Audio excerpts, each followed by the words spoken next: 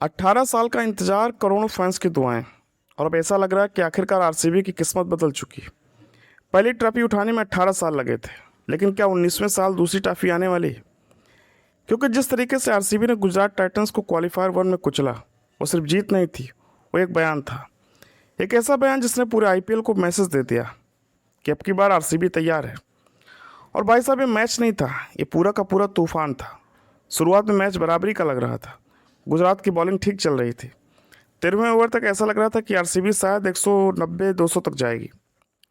लेकिन उसके बाद जो हुआ वो आईपीएल इतिहास की सबसे खतरनाक बल्लेबाजियों में से एक था, और उस तबाही का नाम था रजत पाटीदार। भाई साहब, क्या बल्लेबाजी थी! 33 गेंदों में 93 रन, 5 चौके और 9 छक्के, और एक ऐसा अटैक कि गुजरात के गेंदबाजों की आत्मा हिल गई। एक समय पर आरसीबी थी 13 ओवर में 128 रन पर 3 विकेट, और उसके बाद अगले 7 ओवर में जड़ दी 126 रन। मतलब आखिरी 7 ओवर में पूरा मैच खत्म कर दिया। रबाडा, प्रसिद्ध कृष्णा, सिराज, कोई नहीं बचा। हर गेंदबाज की ऐसी पिटाई हुई जैसे नेट प्रैक्टिस चल रही हो। और सबसे बड़ा टर्निंग पॉइंट रजत पाटीदार का ड्रॉप कैच। भाई, प्लेऑफ में अगर पाटीदार जैसे बल्लेबाज का कैच छोड़ोगे तो फिर आपको छोड़ने वाला नहीं है। रबाडा ने आसान कैच छोड़ा, और उसके बाद पाटीदार ने जो किया वो कत्लेआम था। राशिद खान तक को नहीं छोड़ा। जिस राशिद को दुनिया का सबसे खतरनाक टी20 स्पिनर माना जाता है, उन्हें भी स्टैंड में भेज दिया। और मज़ेदार बात यह थी कि पाटीदार का शतक नहीं आया, लेकिन जो इम्पैक्ट उन्होंने डाला वो किसी 120 रन की पारी से कम नहीं था। अब ज़रा सोचो, एक रिप्लेसमेंट प्लेयर जिसे कभी किसी ने सुपरस्टार नहीं माना, आज वही खिलाड़ी 18 साल से ट्रॉफी के लिए तरस रही टीम को फाइनल तक पहुंचाया। और ये पहली बार नहीं है। 2022 में एलिमिनेटर में शतक, क्वालिफायर 2 में 50, 2024 में सीएसके के खिलाफ मैच जिताऊ पारी, और 2026 में फिर प्लेऑफ में तबाही। यही वजह है कि लोग कहते हैं Patidar is built for big match. अब उनके प्लेऑफ आंकड़े देखें तो डर लगने लगता है। 6 पारियों में 338 रन, 112 का एवरेज, और लगभग 193 का स्ट्राइक रेट। भाई, मिडिल ओवर्स में अगर कोई बल्लेबाज 200 के स्ट्राइक रेट से खेल रहा है तो समझ जाओ वो सामान्य खिलाड़ी नहीं है। लेकिन सिर्फ पाटीदार नहीं, पूरी आरसीबी टीम आज आग बन चुकी है।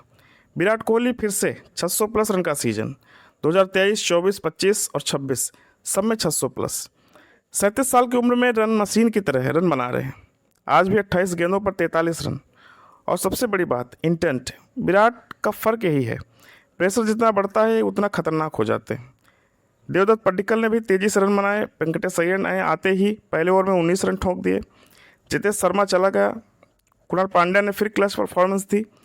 यही तो फ़र्क है इस आरसीबी में। अगर एक नहीं चलेगा तो दूसरा चलेगा, दूसरा नहीं चलेगा तो तीसरा चलेगा। यही बैलेंस टीम कहलाती है। अब दूसरी तरफ देखो गुजरात टाइटंस। मैं सच बोलूं तो 250 का पीछा करने की औकात भी नहीं थी इस टीम में, क्योंकि अब की पूरी बैटिंग सिर्फ टॉप 3 पर डिपेंड है। सुमन गिल, साई सुदर्शन और जॉस बटलर, इनमें से 2 आउट और कहानी खत्म। 4 नंबर पर निशांत संधू, फिर वाशिंगटन सुंदर, फिर जैसन होल्डर, फिर तेवतिया। भाई, 250 चेज करने के लिए आपको एंकर नहीं हीटर चाहिए होते हैं। ये सारे जैसे टीम मार सकती थी। आरआर शायद मार देती अगर वैभव और जायसवाल चल जाते, लेकिन जीटी नहीं भाई, इम्पॉसिबल। और जैसे शुभमन गिल आउट हुए, मैच वहीं खत्म हो गया। 7 गेंद सिर्फ 2 रन। और यही वो जगह है जहां विराट और शुभमन में फ़र्क दिखता है। मैं हमेशा कहता हूं शुभमन गिल शानदार खिलाड़ी हैं, लेकिन टफ प्रेशर सिचुएशन में कई बार टूट जाते हैं। WTC final, world cup, T20 team से ड्रॉप होने के बाद की सीरीज, अब ये सबसे बड़ा मैच। 250 चेज करने पर कप्तान अगर 7 गेंद पर 2 रन बनाकर आउट हो जाए तो सवाल उठेंगे। और जिस गेंद पर भुवनेश्वर कुमार ने बोल्ड किया, उफ, भुवनेश्वर कुमार क्या खिलाड़ी है यार।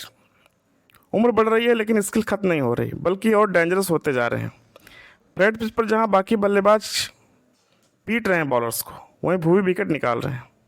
सुमन Gill out, Jos Buttler out, पूरा टॉप ऑर्डर हिला दिया।